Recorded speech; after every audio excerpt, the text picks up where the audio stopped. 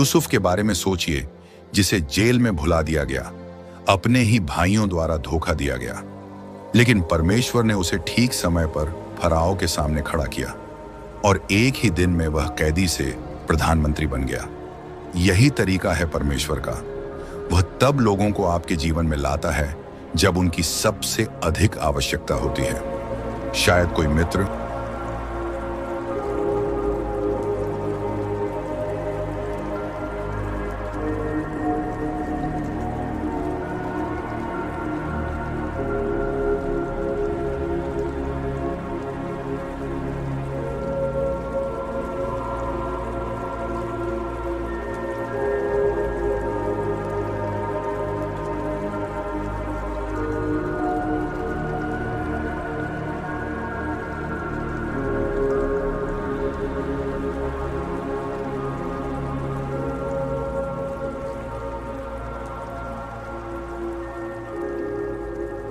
जो आपको तब प्रोत्साहित करता है जब आप हार मानने वाले होते हैं। शायद कोई बॉस जो आप में वह काबिलियत देखता है जो किसी और ने नहीं देखी।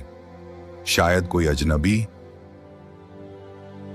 जो ऐसा शब्द बोलता है जो उसी बात की पुष्टि करता है जो परमेश्वर पहले ही आपके हृदय में डाल चुका है। लेकिन यहां एक और बात भी है, कभी कभी परमेश्वर लोगों को हटाता भी है। हर कोई उस मंजिल तक आपके साथ जाने के लिए नहीं बना होता जहां परमेश्वर आपको ले जा रहा है।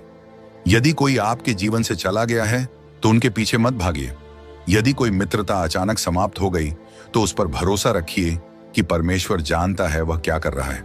कुछ लोग केवल एक मौसम के लिए होते हैं, लेकिन परमेश्वर हमेशा सही लोगों को भेजेगा तब जब आपको उनकी जरूरत होगी। सही लोगों से मिलना। अगर अप्रत्याशित संबंधों के माध्यम से आपके लिए दरवाजे खुले हैं तो यह एक संकेत है कि परमेश्वर पर्दे के पीछे काम कर रहा है, सही लोगों को उस स्थान पर रख रहा है ताकि वे आपकी नियति में चलने में आपकी मदद कर सकें।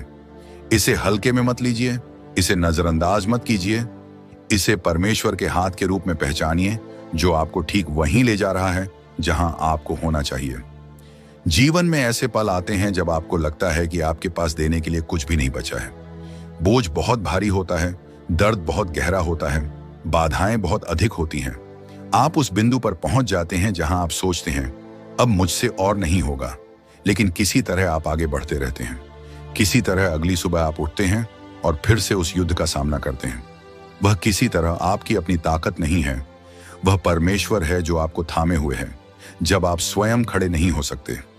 जब परमेश्वर आपकी मदद करता है, वह आपको वह शक्ति देता है जो आपकी प्राकृतिक क्षमता से परे होती है।